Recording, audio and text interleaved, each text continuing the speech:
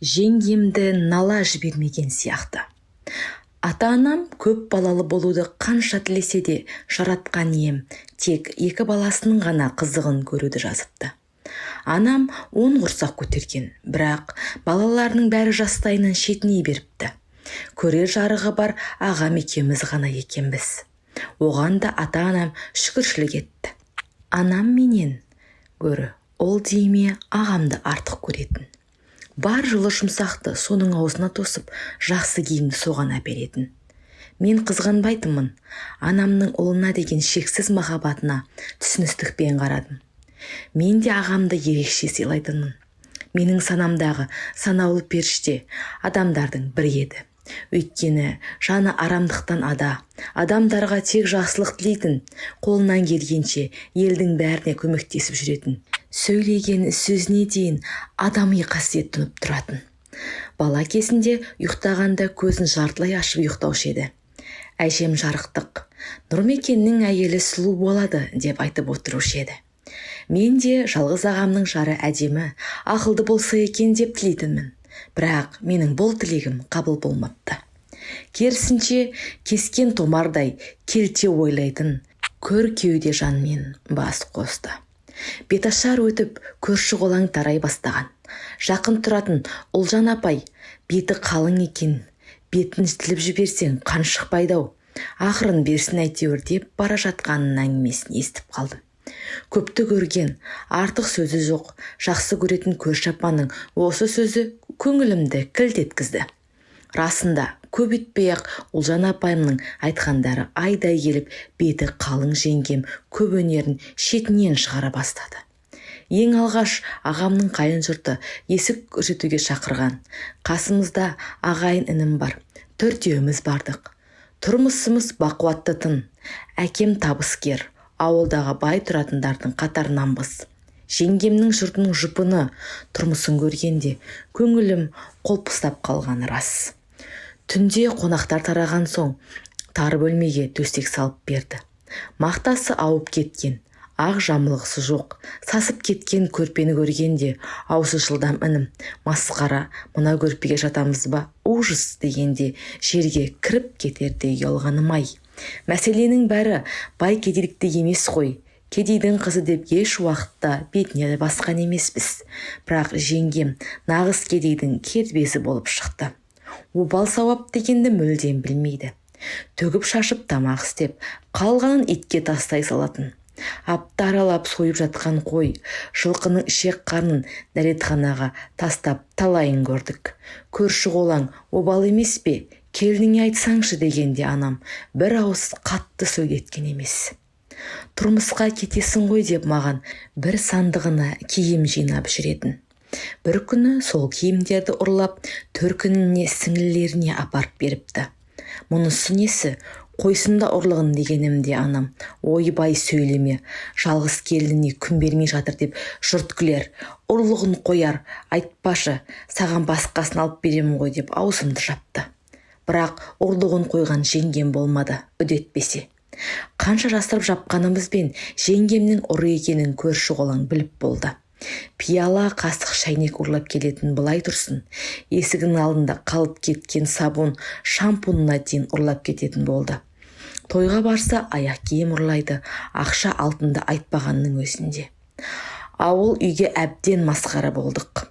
Қанша айтқанмен қолының сұғанағы бар адам қоя алмайды екен ғой. Ұрлық істемесе бірдеңе, ауырып қалама түсінбейсін.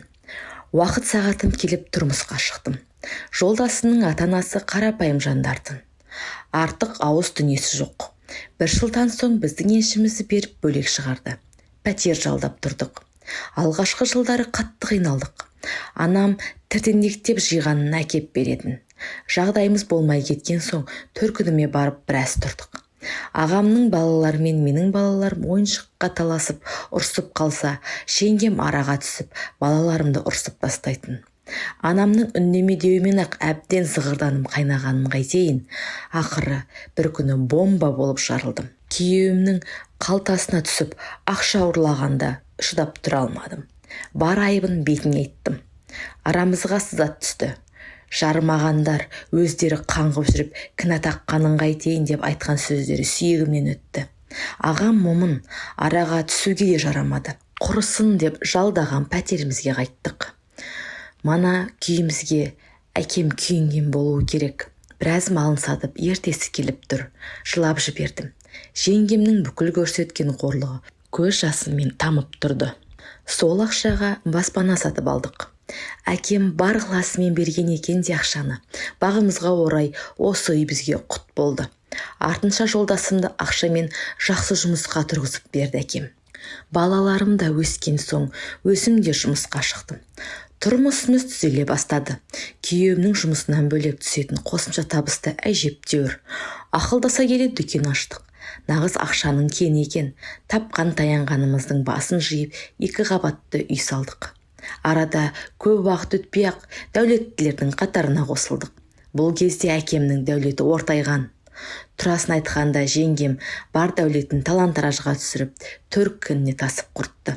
Тағы да сол Ұлжан апам айтпақшы, жарымаған 4 күнін жартам деп ақ діңкеледі ғой. Бірақ одан бүйір шыққан олар болмады. Үйдегі бар асылды тасыды. Қорадағы малды құртты. Ақырында таситын түк қалмады. Осылайша бақуатты отбасының ойранын шығарып, берекесін кетірді. Бірақ төркінге сенгеннің төбесі тесік деген түсінбей ақ қойды ғой. Бұл кезде ағамның баласының алды үйленіп, қыздары шетінен тұрмысқа шыға бастаған. Әкемнің дәулеті бар кезде салған үйі ескірген. Құдалар келгенде ұят болмасын деп, әкемнің баяғы бергендерін қайтарайын деп шештім. Ауылдағы үйді сүріп тастап, орнына даңғарадай 2 этаж етіп үй салдым. Жеңгеме ішім жылмаса да, барлығы ағам үшін, әкем үшін. Балаларын үйлендіргенде ауырлық тағы да маған түседі. Бар жасау жабдығын, кейті қалың малын мен көтеремін. Анамның басу айтынмен бәрі де ағам үшін кетіп жатты. Сонда да тілін тиған жеңгем болмады бірақ. Пішту деп ерін сылп еткізіп, бәрібір менімен өштесуін қоймады. Болсын болмасын сыртымнан неше түрлі өсекті қарша боратып, лажы болса қара күйені баттастырып жаққысы келіп тұратын. Сонда да үндемедім. Бәрі бауырым үшін болатын. Содан күндердің күнінде ауылдағы бір үйде ұрлыққа түсіп, сандығындағы алтындарын ұрлаймын деп жеңгем ұсталып кетті. Көз жасын көлдетіп келген анамды аяп, қаншама шығынға батып, жеңгемді шығарып алдық. Шайпау сөздері әбден көңілімді қалдырса да, сауап бопты деп айта алмадым. Бірақ ағам үшін, балалар үшін барлығын кешірдім. Темір тодан шыққан соң айлын жиған жеңгем жоқ. Баяғы көр көкірегін керіп жүргені сол. Сонда да үндемедім. Содан күндердің күнінде көрші әйелмен жылысамын деп әлгінің көзін шығарып жіберіпті. Бір көзі соқыр боп қалғасын, ол да аясын ба? Жеңгемнің барар жері сол баяғы темір тор болды. Бұл жолы құтқарып қалу мүмкін болмады.